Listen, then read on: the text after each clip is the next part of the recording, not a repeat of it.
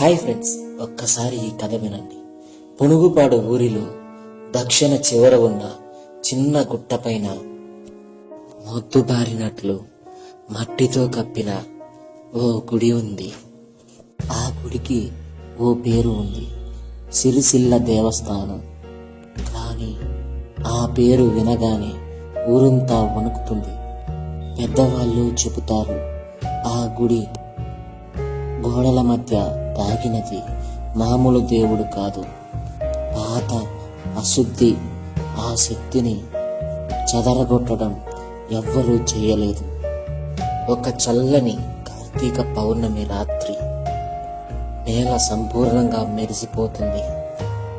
నలుగురు స్నేహితులు భాస్కర్, చంటి, అనసూయ, కిరణ్ ఒక నిశ్చయానికి వచ్చారు. ఊరి వాళ్ళ మాటలు నమ్మకుండా రహస్యాన్ని తేల్చేయాలని నిర్ణయించుకున్నారు. చేతుల్లో టార్చ్ లైట్లు పట్టుకొని గుండెల్లో తడబడిన ధైర్యంతో గుడి తలుపులు తెరిచారు.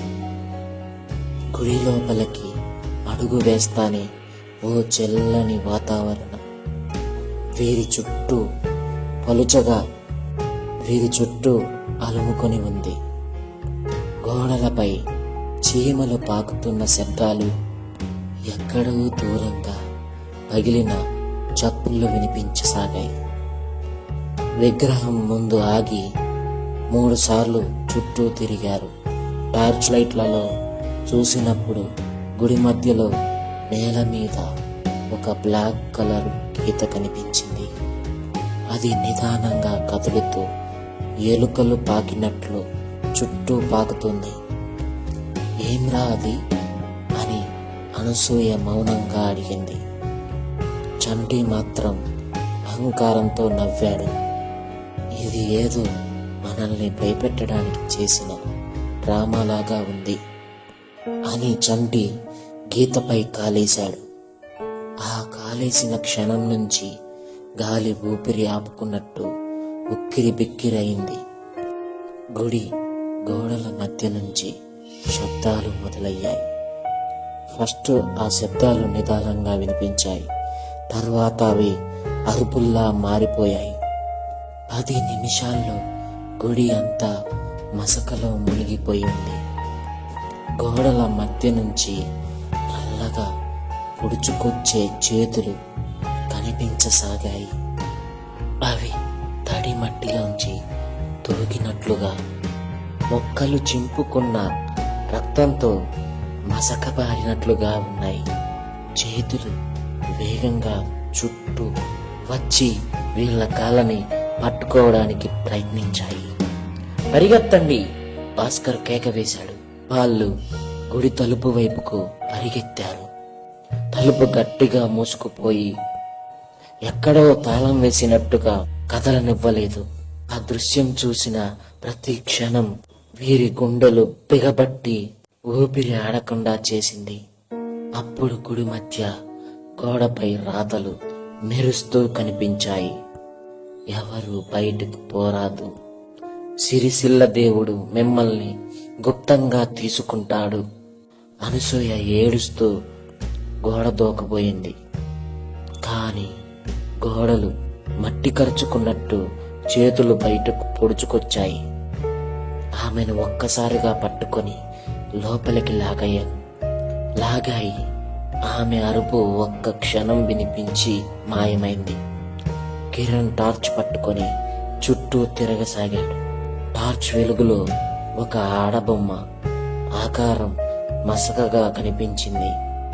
ముఖం లేదు, చేతులు మాత్రం పొడవుగా పెరిగిపోయి బలవంతంగా అతన్ని లాగడం మొదలెట్టాయి. కిరణ్ చితిమంటల్లా కొట్టుకొని పడిపోయి గుడి నేలలో కలిసిపోయాడు. చంటి చివరి ప్రయత్నం చేశాడు. గుడి చివర మూలన ఓ చిన్న తలుపు గుర్తించాడు. దాని వైపు పరిగెత్తాడు. తలుపు ఓపెన్ చేస్తూనే మిగిలిన గోడల మధ్యించి బయటకొచ్చిన నల్ల చేతులు అతన్ని పట్టుకొని మృత్యువులోకి లాగేశాయి. చంటి కీచుకీచుమని అరుస్తూనే కనిపించకుండా పోయాడు. చివరికి భాస్కర్ ఒక్కడే మిగిలాడు. అతడు భయంతో గోడకే అంటుకున్నాడు. గుండె వేగం పెరిగింది. కళ్ళ ముందు మసకలో మెరిసే ఆ చేతులు, చుట్టూ తిరుగుతున్న నల్ల గీత, ఆ గీత చేసే చప్పుడు, స్వరాలు, ఇవన్నీ కలిపి భయాన్ని మించిన భయాన్ని నింపాయి. అయితే అదృష్టంగా ఆ సమయానికి ఊరి వాళ్ళు గుడి చుట్టూ ఏదో జరిగిందని గుర్తించి వచ్చారు. గుడి చుట్టూ నిప్పివేసి పూజలు చేసి మంత్రాలు మంత్రిస్తూ గుడిని శాంతింపజేశారు. గుడి తలుపు తెరిచారు. లోపల నుంచి ఒక్క భాస్కర్ మాత్రమే బయటికి వచ్చాడు. మిగిలిన ముగ్గురు సంగతి అందరికీ శూన్యం. గుడి గోడల్లో ఒక్క శబ్దం కూడా లేదు. వారి ఉనికి మిగలలేదు.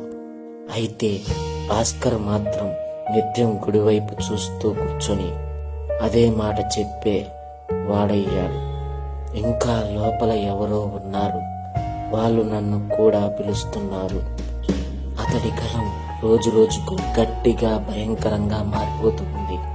ఒక్కోసారి రాత్రిపూట ఆ కుడివైపు చూసిన వారు గోడల మధ్యన నల్ల చేతులు మళ్ళీ కదలాడుతున్నాయని చెప్పుకున్నారు. సిరిసిల్ల దేవుడు ఇంకా నిద్రలేచేవాడు కాదు.